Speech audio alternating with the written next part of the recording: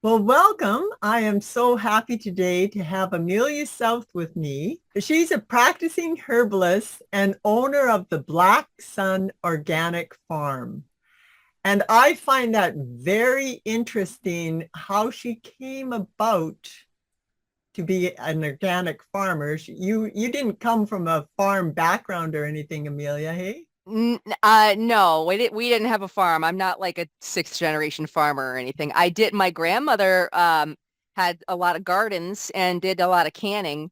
But by the time my mom was the youngest, so by the time I came around, grandma wasn't really doing as much of that. Like I have vague memories of being a very, very young child and seeing grandma's gardens. But then, she and my grandfather started getting too old, and like my aunt and my mother were in charge, and they just basically tore down all the gardens. They were like, nope, we're not doing this. Yeah. Yeah. Ooh, So wow. I basically figured I think I turned into my grandmother. I when she died, I took all of her canning jars and I still have some of them. I have canning jars from grandma that are got to be at least 50, 60 years old. Antique. Um yeah, and I still use them Yeah, because they they're practical. You can use them for, that's right. They last forever. So, yeah. but yeah, then I became a homesteader basically. So I'm like, I'm doing all that stuff that my mother hated as a child. It's like, oh, your grandmother used to make me pluck chickens and I'm like, that's what I do. I do all that kind of stuff. So, So, so where did it first come that you wanted to be an organic well, farmer? I've preferred organic since I knew that it was a thing. There's a little stigma around organic farming. Well, it's not a stigma, but there are some misconceptions about organic farming in general, because on the large scale, like there are factory style organic farms, and I'm not a big fan of that because it's still monoculture. They still have to use a lot of pesticides. It's not, and Yeah. the USDA is kind of a nightmare about that. But I always prefer small farms. But I mean, I can tell you how I ended up being a farmer if you want to know about that, because it's a so I was getting divorced. Um, yeah, I was with my first husband, and I had two young children, and some things happened. Uh, we weren't happy at all. We had not been happy for some time. It was basically let's stay together for the kids.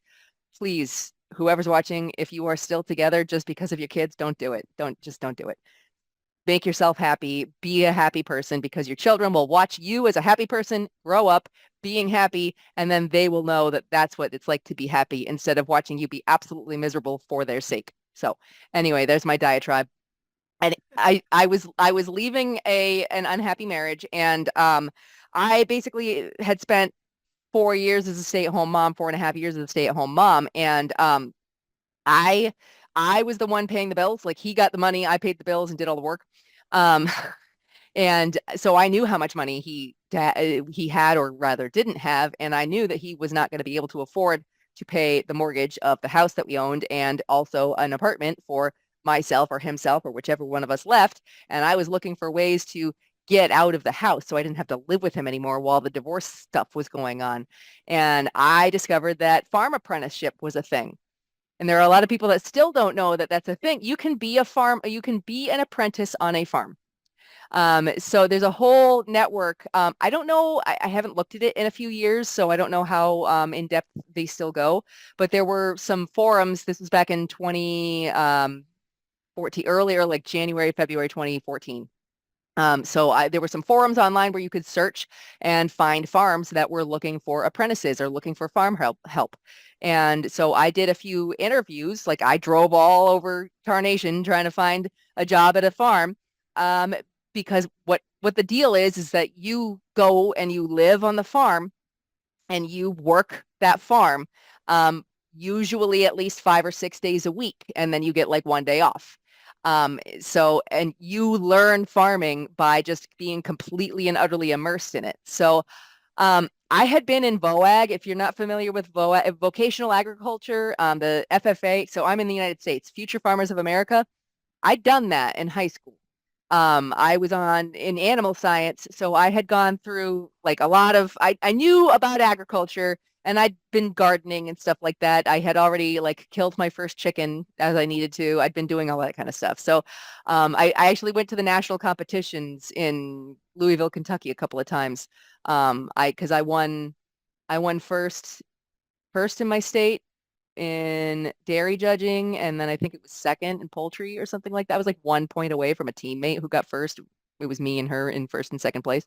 But anyway, so I did go to the state. I knew a bit about agriculture, basically, is what I'm saying. So I went and I told whoever I was interviewing with, I was like, hey, this is what I did, and I know that this is a vegetable farm, but I still know enough to get around a vegetable farm, I'm sure, and I'm willing to work hard and yeah, all that other stuff. I got very lucky. The two places wanted to hire me, and one of them was this guy was a hobby farm, so it was only like 10 acres. It was his hobby farm. If it was me, it would have been my full-time business, but for him, it was a hobby farm.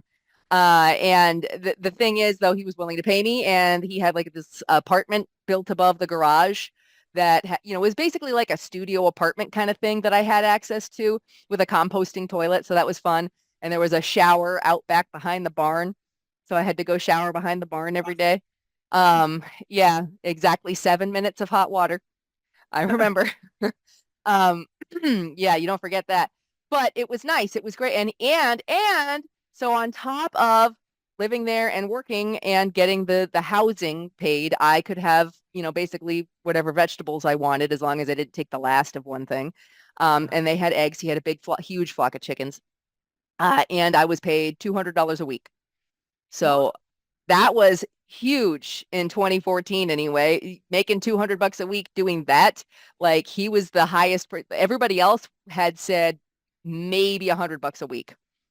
Wow. And yeah, my now ex-husband, who I was dating at the time, ended up on a different farm, and he was making $100 a week, working not only like I thought I had it bad because I was working 10 hours a day. I 7 a.m. to 5 p.m. thereabouts every day, 6 days a week. And my ex would be working like 12 to 15 hours a day. Oh God, yeah, it was horrible for $100 a week and living in a little tiny shack with like no bathroom, no nothing. Yeah.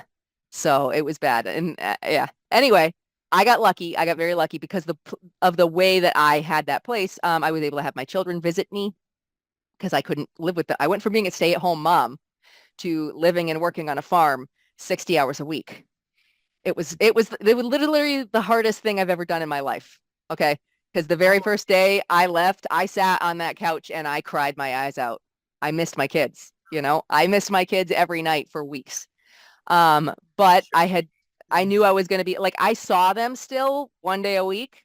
Yeah. So that was good. I got to have them overnight and see them. And they missed me and they hated it. But because of that experience, so I started that, I think it was April 1st or 2nd, something like that. And then by the time I left, it was getting close to the end of October. So it was like mid-October by the time I left. Okay. Um, and but that experience taught me farming, like I knew a little bit going into it and garden. My mom had a garden, that kind of stuff. But there's a big difference between I'm growing a handful of string beans or I've got some chickens and eggs, versus you're working on a farm all day, every day. Yeah.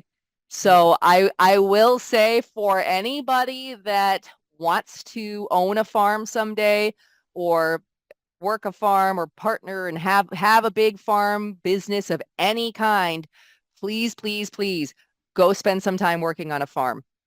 Yes. It is the best way to get an idea of what you're getting yourself into because I see a lot of people. Basically, what I'm saying is I started off at the bottom. I started off at the very bottom and I did not have the money to go and buy my own farm. I would talk about it like, oh yeah, someday I want to buy a farm. This is 2014. I didn't have a clue. But I from that job, from that one experience, that apprenticeship, I then was able to get every other subsequent job I had, up until now where I'm running my own business. But Like I worked at the next farm because I had that experience working on a farm. The next place I worked, I worked at another farm the next year. The next year after that, I worked at a greenhouse, but it was one of the top 100 greenhouses in the country. Oh, I learned how to do greenhouse work, greenhouse retail, super duper fast, seeding and all that kind of stuff. I learned all of that stuff. I was also that same year, I was the head gardener for a really fancy restaurant up in the area. oh, Um, they had their own like big vegetable garden that they were growing all the food and vegetables for the kitchen for this fancy restaurant, and I was their master gardener. So that year anyway, I ended up moving after that to Connecticut, which is where I am now. And I started my small farm in 2017, the same year I got married to who I just got divorced from. So it is what it is. I know that's not the story, but yeah. the important thing is that I'm still here. I stayed at the house. I built this place. This was just, somebody's yard. The guy that had this house originally, this was the house was built in 1952, so the property's been around since then. He had built a grape arbor. So there's a grape arbor here. It's big, beautiful. So when I was looking at this house, like I'd seen the listing, we came here to look at the house, and there's this giant grape arbor that you can tell is like 60 years old. And I'm like, oh, I love that. I love that. They also had what used to be a garden, which after many, many years now is finally a garden again. That's another whole ball of wax. But he also had some blueberries planted. So the guy had this nice little homesteady kind of area. And I'm like, this is my house. This is where I want to live. And then we ended up buying the house. So but Yeah. to be fair, most of the property it's like it's not urban. It's technically suburban. But I'm in the most rural part of Connecticut. I'm in the quiet corner where it's called the quiet corner because there's nothing here. There's nothing to do. Um, but yeah, I'm in the quiet, like a sort of suburbanish type area of the quiet corner. I've got just enough land to qualify as a farm. I am just outside the borders of where you're not allowed to have farm animals. I'm perfect, so it's a good spot for me to be in. Yeah. Yeah. But it's a little over an acre here, so it's not a big farm. I have a tiny little, Oh, an acre. homestead. Yeah, I just have a little over an acre. But I'm the only one doing it. I have like one day a week, I've got a friend that lives a mile down the road. He comes and will help me with some stuff here and there, but it's like, it's Yeah. not like I have a full-time employee or anything. Like, I get help maybe 2 hours a week from somebody that I like to hang out with. So, yeah, Wow. Okay. I've built this place. There are 1, 2, 3, 4, 5, 6 gardens now. One of them is a really big one. I up until literally 2 days ago, 3 days ago, I've been practicing no-till the whole time, no-till agriculture. I did have it the very first year I moved here. I paid a guy to go in and till and clear out the garden because it was basically there was this big, huge space that had been a garden at one point, but the previous owners hadn't touched it in like 8 years at least, if not more. It was just all overgrown with bushes and all kinds of garbage in there. So I paid a guy to come and just tear it all up. Yeah. Unfortunately, the guy was like, "Oh, I'll charge you just an extra $50 to till it if you want." And I'm like, "Oh, this is great. You'll till the garden for me." He tilled poison ivy into the entire garden. Yeah, because there was Oh, poison ivy growing on one side of the fence. That year, the first year I lived here in 2017, I got mm, poison ivy in and on my body at least 3 times. The first time I was covered from neck to torso, like my whole torso was covered. The second time I was weeding, getting all the weeds out of the blueberry bushes. That was half the reason I bought the house. I loved these blueberry bushes that had been there for so long. And they were full of poison ivy. I got poison ivy in my eye. My whole face was swollen up. Yeah, to the point I had to call into work. I texted my boss at work the picture of my face, and they were like, "Oh my God, don't do that. Don't come in." yeah. Those. So, yeah, I Oh, we ended up taking a chainsaw out of those berry bushes because I was like, "I'm not doing this again." No. So I planted. I moved my blueberry patch. I planted 8 blueberry bushes in late 2017, I believe it is, and they okay. only finally in the last year have finally been producing berries for me. It took so long. Um, but yeah, so it's basically it's a homestead, but it's enough of a I have enough garden space that when I'm taking care of it, it produces an awful lot when I can get enough care into it. I had goats for a little while, and I promise you, nothing is better fertilizer for your garden than goat poop. Goat poop is amazing. However, I do not recommend goats because goats suck. Yeah. Having goats is terrible. I don't want goats anymore ever again. Um, but so yeah, I was going somewhere with that. I'm sorry. I So for forgot. you to do that, like that was just 3 years. So then you got yourself a homestead and you're building it up. So it is a farm. So are you like you're marketing your produce or Oh yeah, yeah. Well, I was marketing my produce up until 2 years ago. Again, that's what I was saying. Up until 2 days ago, I was no-till. I just on Saturday had a guy with his big giant machine come in, and I had pulled everything out of the garden, and he tilled the entire garden. So this is a 40 by 60 space of vegetable garden, and he tilled all of it up, and so it looks great right now. But and I'm not going, I don't have any intention to till it ever again. What happened was I realized this year that the way that I had built my garden, um, I, I didn't, I didn't leave enough pathways. So what happens is if you don't have enough paths that are dedicated paths, and you're still like you're stepping in the garden beds to pick things, you got to lean over and pick things. yeah, What that over time, it continuously compacts the soil. yeah, And that's what I was doing. I'm a barefoot gardener. I'm barefoot all the time. And I was out there. I'm like, well, I'm barefoot. I'm picking my way around the plants. I'm not stepping on any of the plants, which is great. But if the plants, when I put them in, don't have enough, like they're not strong enough because they're annuals, then they're not native plants, they're not strong enough to get their roots deep into that compacted soil, then they're not going to grow as big as they normally would. yeah, I had a hell of a time the last 2 years trying to grow any kind of root vegetables because the soil was just that compacted. So this year, I literally, like I said, 2 days ago, I had it tilled. I am starting tomorrow, going to go in there and I'm going to build all new beds and have dedicated paths so that I'm only walking in the dedicated paths. And what that's going to do is leave me a space where the beds I can just cover crop every year. I can cover crop or I can tilt whatever I need to do with those beds. I can continuously do the no-till method again and just maintain the pathways. So it'll be a lot easier when I build it the right way. yes. Because the first time around, it's not that I didn't know what I was doing. It's just, this is one plot of land. I need to grow vegetables. Boom, put it in there. So did it, and Yes. it's a learning experience. You have to deal with whatever land you have. It's funny because when I asked my boss at the very first farm, the apprenticeship job, I said, what's the most important thing? I said, I want to have a farm one day. And I could tell he was like laughing at me and he was trying not to belittle me, like, you stupid kid, you're not going to get a farm. But, I'm like, I'm 30 years old. I'm old enough to think about having a farm. And, but I asked him, what's the most important thing when you're finding a piece of land? And he said, it's the soil. You want to look for someplace that has good soil.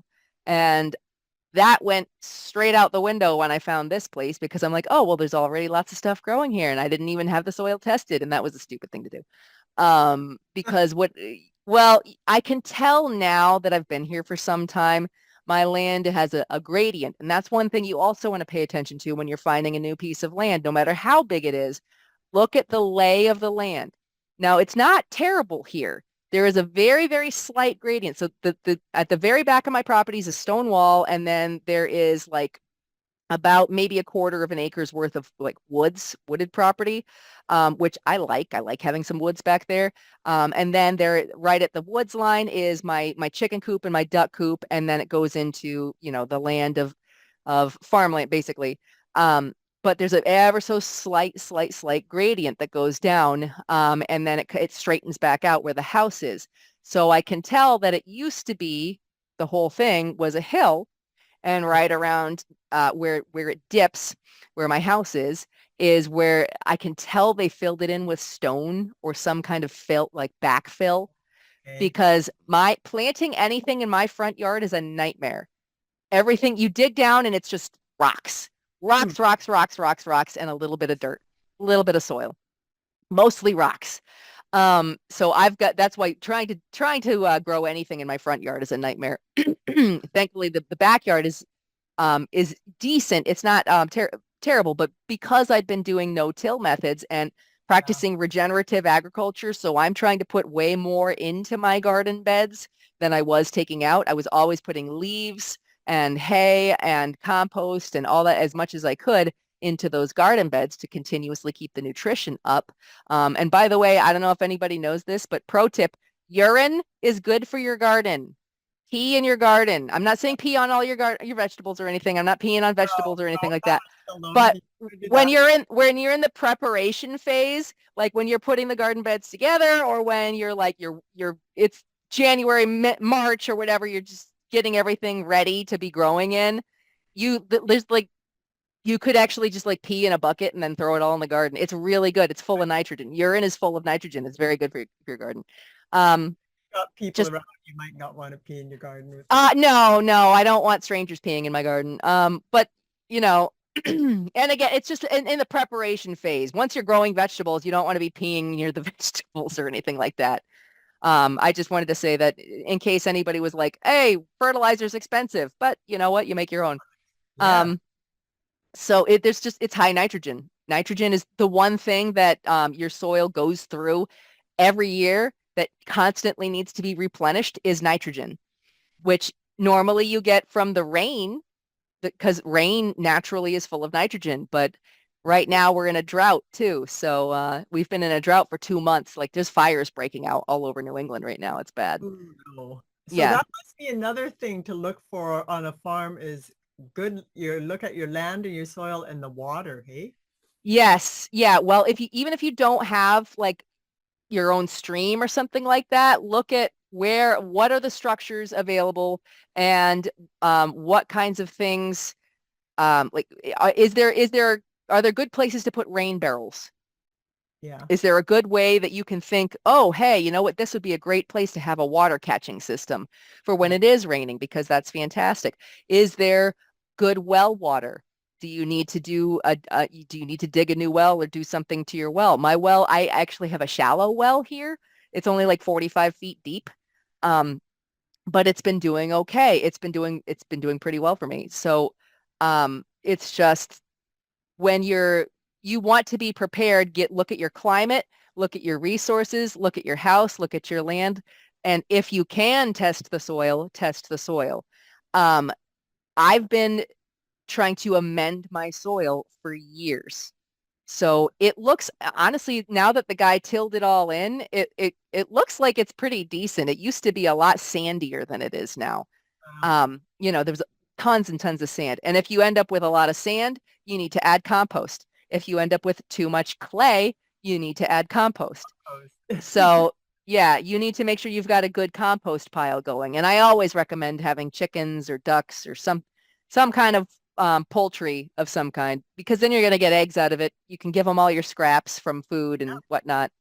and And they add the little extra manures for building your crop. That's right. Yep. Because, well, what I did after I pulled all the vegetables out of the garden this year, I just opened the gate and I said, go ahead, have Bring it at up. it. I got turkeys and ducks and chickens and geese running around, and they're eating whatever they can eat, scratching things up and pooping in the garden. And I'm like, that's what I want. Yeah. They help it out. There's actually another some method I saw on YouTube years ago where this guy had like a chicken coop with a fence between that and then another like a blank area, an empty area. And what he would do is he would have the chicken coop on this side with every year. Uh, um, he would have the chicken coop on this side one year, and then he would switch them, move them around to the other side the next year. So every year, back and forth, it was getting all scratched up and tilled up and pooped on. And that's how he grew his garden every year. I was like, that's pretty inventive. Hmm. I don't know if you could do that on a large scale, but Again, I'm a small scale farmer, Those so tractors, those chicken pull tractor. tractors. Yeah. Yeah, I have I've had two chicken tractors, and it's harder than you think to build a big one. Like it's pretty easy to build one that can handle like 3 to 5 birds, Right. but chickens are like a gateway farm drug. As soon as you get a couple of chickens, you want to have more chickens, and then you want to get ducks, and then you want to get geese, and I've got turkeys for the first time this year. Uh, And yeah, well, I only wanted to get one turkey so that I would have Thanksgiving dinner. He's got about 2 weeks left to live, but right now, and he's turning into a jerk. But it's I ended up with three because I'm like, well, I can't just get one turkey. What am I going to do with one, So no. they had to have friends. So I got two other ones, and I thought I was getting two girls and a boy, and I ended up with two boys and a girl. So now I don't feel so bad that I'm going to eat Thanksgiving. But Yeah. his name is Thanksgiving because he's Thanksgiving dinner. So yeah, that's what you got to do. And we don't name the meat chickens. When I get meat chickens, I'm like, I'm not naming these things. We call them chicken nuggets. Do Yeah. not get attached to your meat animals. I've heard a lot of people say that rabbits are like the perfect homestead animal or the perfect farming meat animal. I would love to get into rabbits someday, and hopefully I can at some point.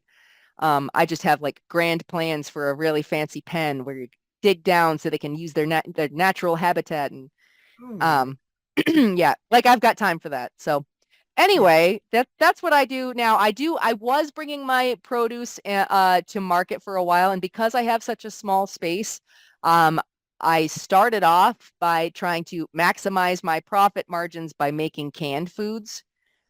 So because if you think about it this way, when you go to the market, you can pay, you can buy a box of tomatoes. You'll spend $5 or something like that on a box of tomatoes. Or I could take all the tomatoes and the peppers and the onions and everything that I was growing and make salsa, make Uh, my batches of salsa. And then I can, yes, I'm still growing all the vegetables, but I can sell a jar of salsa for $10. So yeah. do I want to sell the ingredients or do I want to sell? And when you have a small area, that's what you want to do. You want to maximize how much you can get out of it. So yes, if I had extra squash or if I had extra of something, I would bring those to market too. But a lot of what I was doing, at least for the first 2 years, was the canned foods. Jellies. You can make jelly with all kinds of flowers, like native wildflowers. You can make jelly with Oh, um, wow. jellies, jams, pickles of all kinds. And you don't have to just pickle cucumbers. It's like you can pickle a million different things. So anyway, So that then, did this branch you? Is that when you were branching in? You're starting to talk now about the wildflowers and native flowers and making jellies. So you're also a practicing herbalist. yes. So, Well, I started getting into herbalism a little bit when my daughter was born in 2009, because she couldn't take any drugs or anything. Infants, you can't give anything to an infant. You yeah. can't give anything safe to an infant. They can't have medications or anything. So if anything's wrong with your baby, you just have to ride it out and hope for the best, basically. Unless it's an emergency. But like your kid gets a cold, your kid gets gas, your kid gets colic, you're SOL. And what I did then is I started looking into herbs and found some herbs that would help her. So I started kind of dabbling there. I would go for walks and I'd be like starting to identify plants on my walks, pushing the baby around. And when I started farming at that first farm, I was very, very happy that I knew what plantain was because when you're out in the field in the middle of June or July and it's all buggy and gross, you get stung by a bee or you get bitten by a bunch of mosquitoes, you want to grab that plantain, chew it up, and put it on that spot to stop the itch or stop the pain or whatever it was. Um, so I got really into that. And after that, like since I started my farm here, I had started dabbling in herbalism, but I really started in 2018 when I was like, oh, an herbalist is a thing you can be. That's really cool. That's what I want to do. So I started really studying it. And because I had my farm here, I am the kind of person that says, I can grow that. I can grow that. I'm not going to buy this thing. I'm going to grow it. I'm not going to buy that plant. I'm going to grow it. Now, I have since learned in the last 7 years of being on this property that not every single plant loves me. I'm a very good gardener. I have green thumbs. I'm good at growing things, but not every single plant loves me. There are honestly a small handful of herbal remedy plants that lots of people love that I cannot grow to save my life. And I don't know why, for whatever reason, they just don't want to grow here. It could be my soil. I'm not doing something right, but maybe it's entirely possible because herbs are very intelligent. Plants are very intelligent that maybe the herb knows, hey, you don't really need this. I'm not going to grow here. Yeah, yeah, no, So not for you. And yeah, that's basically it. So I totally just gave up on a few things, and it sucks because I use a lot. I work with licorice root a lot, and it bums me out that I can't get it to grow for whatever reason. yeah, Um, do that too. Up it's there, just forget it's it. a pain. It's a pain in the butt to grow that. So like I just gave up. I just buy it now. Pretty much as I possibly can grow here on my farm, I'm growing it. And again, the reason is you want to maximize whatever profit you can get out of your farm, right? I I realized over several years of studying, practicing, learning, all this stuff that I've been doing, that once I got it figured out, I make darn good herbal medicine. I'm very good at making herbal remedies, and there are certain ones that I'm really, really, really good at making that are things that other people don't make or make very, it's harder to find. And that's what I've been trying to concentrate more on lately. Things that my land likes to grow naturally, or that if I go hiking, because I love to spend time in the woods, if I go for a hike and I can find hundreds of this one tree or hundreds of this one plant, that's what I want. I want to maximize what I can get out of my environment and my experiences. So that's what I'm making, you know?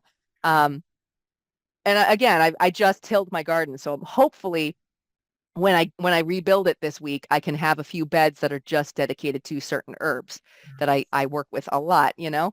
I have another garden on the other side of the property that is all herb gardens, but pro tip, if you live anywhere in my vicinity, do not grow passion flower.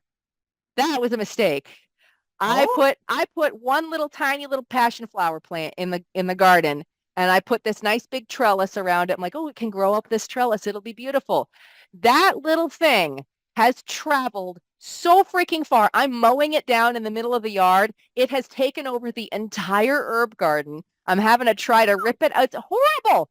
I didn't know that was going to happen. I thought it was going to stay in one spot and grow up the trellis. No. Passion flower says, the heck with you, and goes it's got wherever it water roots. wants. It spread Oh, underground. It sent shoots, it sent rhizomes or something underground, and I can't, they're so deep I can't even get to them. Like I can't even find the roots. They dug themselves in, and all that happens is every year they travel another like 10 or 15 feet and they're further out and they're climbing up all my bush. They're horrible. They've taken over my garden. wow. So don't plant passion flower. Unless it's like your favorite thing in the world, just don't plant passion flower. Yeah. Well, then you ship them all up here where you pay big dollars for your one little passion flower plant. But Oh yeah, I thought, well, I paid a lot of money for it for this one little tiny passion flower. I'm like, this is never going to grow. I wonder if it's, no, in Connecticut it's growing like crazy. So yeah, it took over. do you Just ever be sell any, careful what you plant do you and ever where you. sell any actual plants from it? Not just the I don't, and that's only because I can't figure out how to get to it. I'm serious. It's the weirdest thing. And okay, so somebody comment on this if I've got it wrong. Okay, I could be wrong because I haven't tried that hard. But every time I've gone down there, I have a soil knife, like this probably 12 inches long. And every time I've gone down, I'm digging around, I'm looking for stuff. I'm not finding the root ball where it would be. Like it's just traveled all over the place. I can't find a good solid chunk of root to pull up and repot. I can do that with just about everything else. But man, passion flower is it's a beast. lessons to be learned, eh? Yeah, I've got a few of those that I you bring on the farm and then you they kind of take over and Yeah, yeah. Well, I mean, and then everything, like what I'm trying to do right now, I literally was sitting in bed at 6 a.m. this morning, looking up where I can buy salsify seeds. Have you ever heard of salsify? I've heard of it. I'm not really familiar with it though. I heard of it like earlier this year and I'm like, oh, I gotta have that. It's basically like perennial carrots Oh, that keep coming back. It's not exactly the same as a carrot, but it is this in the same family and yeah. it kind of looks carrot-like. It's a similar vegetable. But they grew it in Europe for, thousands of years before they had carrots, because carrots are Docus carota, Queen Anne's lace, the thing that was native to here. Before they had carrots over there at the salsify, they were growing salsify and rutabagas and turnips. And I mean, I like turnips, but I can't eat turnips all day long. So No. yeah, I just was like, oh, this is so cool, salsify, and it's a big thing that you can grow in a perennial garden bed. So Ah, I went looking for asparagus plants and I found salsify seeds and I'm like, I'm buying that. That's it. That's going in the cart right now. You know, dangers of having a smartphone in bed. yeah. I'm lucky I don't. So that's, I'm never. Yeah. Well, you'd be sitting there buying seeds at 4 a.m. Like, like I'm that kind of person. Yeah. So then your farm. So then it branched off into. Into herbal remedies things. Yeah. Yeah. So I do make some canned stuff. Honestly, this year was just because I'm the foraging lady. So I got better and better and better at foraging. I started teaching foraging. So yes, I do have a farm and yes, I do grow things, but I also have my foraging classes under that branch. I teach classes of foraging and herbalism under my farm. So because I'm also the crazy dirty hippie foraging lady, this year with my garden just going crazy, I have a tendency to if there's a weed that puts itself in my garden, and it's edible or medicinal, and I'm like, ooh, I need that. I'm gonna eat that or whatever it is. I let it stay. And I should probably not be doing that because then it just seeds out and spreads all over the place. And what happened is last year I did that quite a bit. So this year it was way worse. And I would honestly say at least 50 to 60% of what I harvested from my gardens this year were weeds, just edible weeds. I did plant things. I planted tomatoes and peppers and onions. My onions did terrible this year. I planted all kinds of squash, and what my land wanted to produce was the weeds. Yeah. So, like, it's getting to know me. The land knows me. It's like, hey, I know you want this thing. And, we want it. Just put a bunch of red clover out in the garden. I'm like, I love red clover. I eat it all the time. I hope it comes back, honestly, now that I tilled the heck out of it. I hope it can make its way Oh, back in there. it's a pretty hardy plant there. I Yeah, did I'm sure it. with the stinging nettle. Like I love stinging nettle and Oh, use. I love stinging nettle. And whenever a patch would, I've got like a covered garden. And whenever a patch was in there, I didn't want to disturb it. Like, I didn't want to get rid of it. So I would move Yeah. it over into another spot. But it seemed like it would grow anywhere except where I wanted it to. And that's, Yeah, yeah. I'm upset that I had a patch of stinging nettle in my yard and it suddenly did not come back this year for some reason. wow. Yeah, it's very unusual for stinging nettle to do that. But you But had a dry year, hey? it's been, yeah, it was very, very wet in the spring.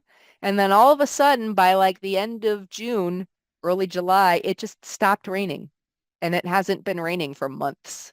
Wow. Yeah, we're in mega fire danger right now. So Yeah. I'm very glad that while I was growing my garden, I had all kinds of mulch. I was mulching over and over, for years and years of mulch. Right now, if I tried to start my garden right now, if this was spring, I'd be in big trouble because I just tilled everything. Yeah. Yeah, but again, that's why I want to spend like I'm gonna be busting my butt all day tomorrow and Wednesday, and I'm out there building garden beds. So Yeah. Yeah. Well, I do appreciate you coming here and sharing some time with us. It's fascinating yeah, and thanks for letting me ramble. I love hearing that story and I would let you ramble on for another hour, but you are a very busy lady and if people wanted to get hold of you, how do they contact you? I've got I'm all over social media and YouTube and my website. So if you were, here's the thing. If you Google Amelia South, what comes up is a bunch of condominiums in Florida because there's an island in Florida named Amelia Island, and there's a whole condo system called Amelia South condos. Yes. So what you have to do is look for my farm if you're going to Google me, Amelia from Black Sun Farm, Black Sun SUN Farm. So that's my farm. You can either look for Amelia from Black Sun Farm. You can go to blacksunfarmct.com. CT is for Connecticut. Oh, Yep, I've got all that's the basic hub for everything. Or, if you're looking on TikTok, it's Amelia from Black Sun Farm, YouTube, Amelia from Black Sun Farm. Um, if you type in Black Sun Farm, I'm usually what comes up. So that's I'm also Herbal Remedies by Amelia.com, or herbal with an H, Herbal Remedies by Amelia.com. yeah. Yeah. So yeah, but if you can find Black Sun Farm, that's me. You'll see my face. One more question. Yeah. How did you come up with the name Black Sun? I'm a goth farmer. Um, Oh, yeah, I'm a goth chick that used to go clubbing and dancing and all kinds of stuff. I wear a lot of black, and I like to grow black vegetables, like black tomatoes, black peppers, black carrots, onions, not onions. What was it? Black radishes. I'm sorry, black radishes. oh yeah. Yeah. Yeah, so I've got some beautiful black peppers. So, yeah, I'm just a goth farmer. Those, That's it, really. the Hungarian black ones, is that those? They're called Black Pearl. Oh, I think they're a South American variety. They're very small black ones, but the whole plant is like this dark purpley black color. It's absolutely gorgeous. Love them. ooh, Yeah. I got to write that down. I know, it's funny. There's a plumber came to my house to fix a broken pipe like a few months ago, and he was like, "Oh yeah, I homestead too." And he said, "Can I see your garden?" I'm like, "Sure." I went and showed him the garden. He goes, "Oh my God, that pepper's beautiful. Can I have one?" So I gave him a pepper, and now he's gonna grow it in his garden. And All right. Yeah, yeah, that's the beauty, hey, of the season. But anyways, I'd end up keeping you here for another hour. So yeah, thank I gotta go make dinner. So thank you for having me, and I hope some people say hi, stop by, say hi, and tell me Look where up you came for from. Amelia at the Black Sun Farm. Yeah, All right. Thank you. bye.